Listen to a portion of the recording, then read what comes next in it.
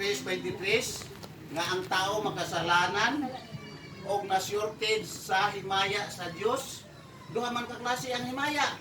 Himaya nga gikan sa Dios ihatag sa imo o himaya pud nga i-worship nimo sa Dios. Unya kay wala na-short man kasi maya mo nang di ka maka-worship. Kaya ako sa una wala ko Dios, di ba ko kabalo mo dai kog Dios. Oh. Ako'y kwarta. At oras biro pa doon mo eh. Kasi short ka sa himaya, di ka pwede mong sa Ginoo. Mao na nga kung basihan ang atong kaugalingon, wala dito. Mao na nga ay resurrected. Ang importante resurrected, masabtan nato ang grasya nga resurrecta. Unsa pa may makuha natong benepisyo sa pagpakamatay ni Jesus sa cross? Kana eternal salvation. Nga luwas ka na, bisang maglihinog pa diha unsay mo dangatan ning kalibutan. Si Putin kulang na lang pagpinuto niya itong mga nuclear weapon niya kay pumot siya kay niyang kwarta gikuha na sa Amerika o EU kay mo gigamit dito hinabang sa Ukraine. Oh, karon pagpinuto na mo ba? Isa pa ang paliton mahala. Tingala lang ka nga usa ka libo nimo mo. Pero di na matakuha na na. Dili na ta ma-surprise anak kay nata sa time. Unya. Mo na karon, makuha na to ang eternal salvation. Kay wala man ta na justify sa atong works. Kay ingon man sa Efeso 2:8 pastor doon nga through grace we are saved by grace through faith in Jesus Christ. Naluwas na dito sa pagtuo. Muna, kung wala ko na ito ang pagtuo, di kita maluwas. Kaya si Abraham, kiri man to siya nga righteous, gumi kasi ang pagtuo.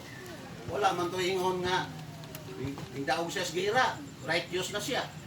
Pagtuo naman ito, nahimo siyang righteous.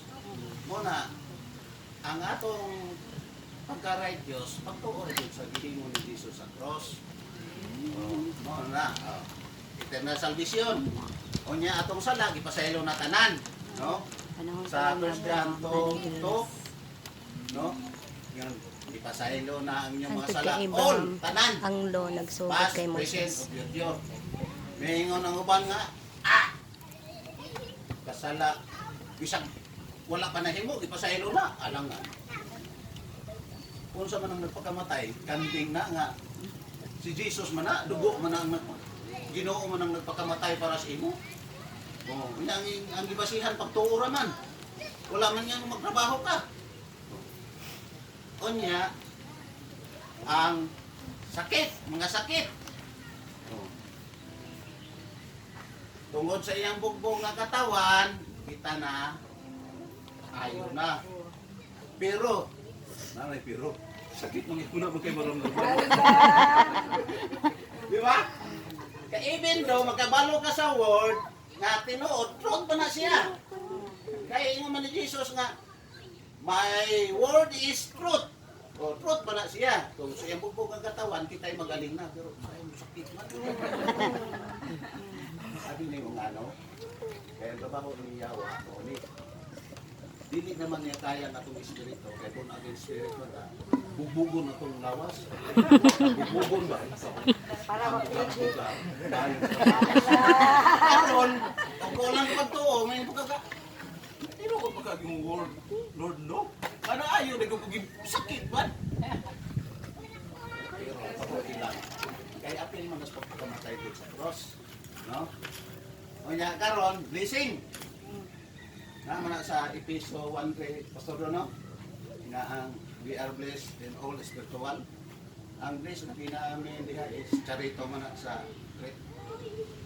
Na ang blessing na to, dili ingon nga atong kaugalingon, kundi abor lang na sa Ginoo nato. Muna kang nasa Christ message na simbahan, dili nga biro. Bisag may kutsi, bisag ugdato, magbaktas-baktas ka. Isang kwartahan na sila. Basi na yung merinda libre sa sakto.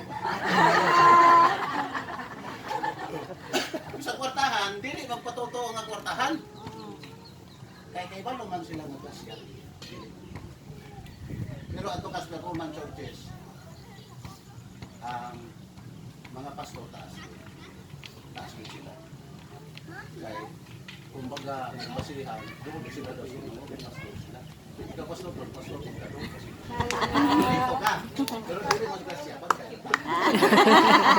Kaya ingon man ni Pablo, parihara daw tag-espiritu.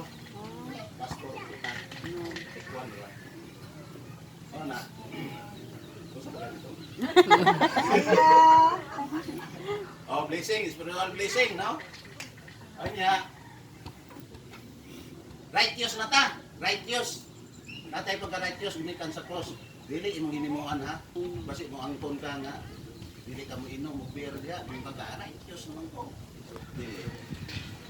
Kaya sa mga mata sa Diyos, sa Isaiah 64:6, isa lang di mag-inom beer. Tanos ginoon ni mo. Wala ka. Ni magawat si Jesus. Wala. Mauna, ang atong pagka-righteous, gumikan na ni Jesus sa cross. Kay walay lain yung pasa sa Diyos nga Ama, ang gihimo ni Jesus sa cross, wala kay lain.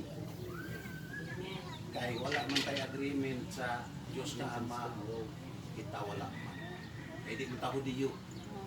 Mga Pilipino man tagnaong, taga-Jinsan, taga-Alabil man tagnaong. Wala kay agreement. Jesus o Ginoo Ama, Diyos na Ama lang na anak. Kaya nagsilagutuon ako. Wala kay masala. Nasa Hebreo 10:17, ngayon, dili na ako inuluman ng ilang mga sala. O, yan ko ba, sige pag pinangayog pa sa ilo, o sa may pasailoon sa Diyos ninyo. Gawa naman ilulumin yung sala. O, napasalamatin na lang. Lord, thank you. Wala naman ilulumin akong sala. O, ano? Dako tayo, o, bago yung message sa kasi. Kung nakakasabay si message, tanaw nyo mo sa verse sa Bible, pag ganindot. Pero kanto ka sa performance church, ngit-ngit pa sa alkitran. Na! Isang pila ka na katong bumasa dito, ang may revelation. Sige ka pa utana, luwas na pakuwali. Pilit lang yapong ka maluwas. Kaya ni mong sala, buatin gani sa Alabil o Pilosip, sulat sa Ginoo. Pag di ka mo atin, burahon na po sa Ginoo. Pag mo atin na po ka, sulat na po sa Ginoo. Uway, klaro.